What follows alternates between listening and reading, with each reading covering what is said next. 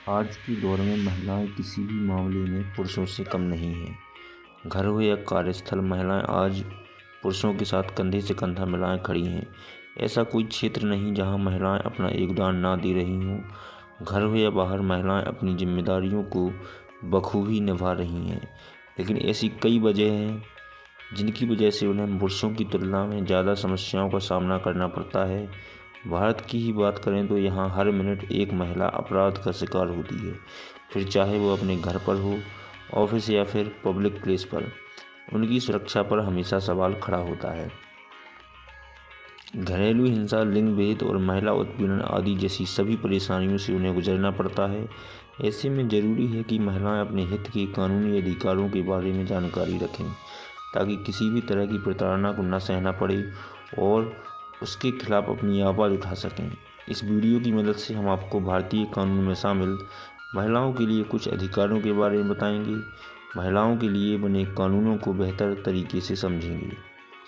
राष्ट्रीय महिला आयोग अधिनियम। भारत सरकार ने 31 जनवरी 1992 को संसद के अधिनियम द्वारा 1990 के राष्ट्रीय महिला आयोग अधिनियम के तहत राष्ट्रीय महिला आयोग NCW की स्थापना की। इस आयोग का उद्देश्य महिला अधिनियम महिलाओं की स्थिति में सुधार करना और उनके आर्थिक सशक्तिकरण के लिए काम करना। महिला सुरक्षा कानून। दिसंबर 2016 में हुए निर्भया कांड को शायद ही कोई कभी भुला पाए। दिल्ली की नौजवान लड़की के साथ हुई इस दर्दनाक हादसे ने महिला सुरक्षा पर कई सवाल खड़े कर दिए थे। इसके अपराधियों को सजा सुनाने में सालों लग गए। इस घटना के बाद से देश में यौन शोषण से जुड़े कानून और भी सख्त किए गए, जिससे दोषियों को कड़ी से कड़ी सजा मिल सके। इसके अलावा अपराधी की उम्र अगर 18 साल से कम होती थी तो उसे माइनर केस मान लिया जाता था और इसे जुवेनाइल जस्टिस के अंतर्गत भेज दिया जाता था, यानी वह कड़ी सजा से बच जाता था। हालांकि निर्भया केस के बाद इस कानून में बदलाव किए गए। अब अपराधी की उम्र 16 से 18 के बीच है तो उसे भी सख्त सजा सुनाई जा सकती है। पॉक्सो एक्ट कानून।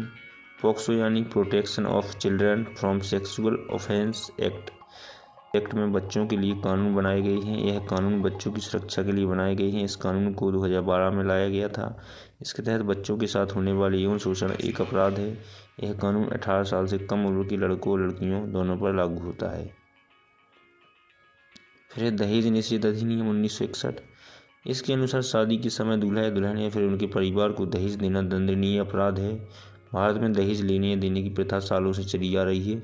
दूल्हे का परिवार आमतौर पर दुल्हन और उसके परिवार से दहेज की मांग करता है, जिसका उद्देश्य दहेज प्रथा आज भी प्रमुख चुनौतियों में से एक है जिससे हमारे समाज जूझ रहा है। इस अधिनियम के बाद महिलाएं खुलकर शिकायत दर्ज करवाती हैं, जिससे दूसरी महिलाओं को भी जानकारी के साथ हिम्मत मिलती है।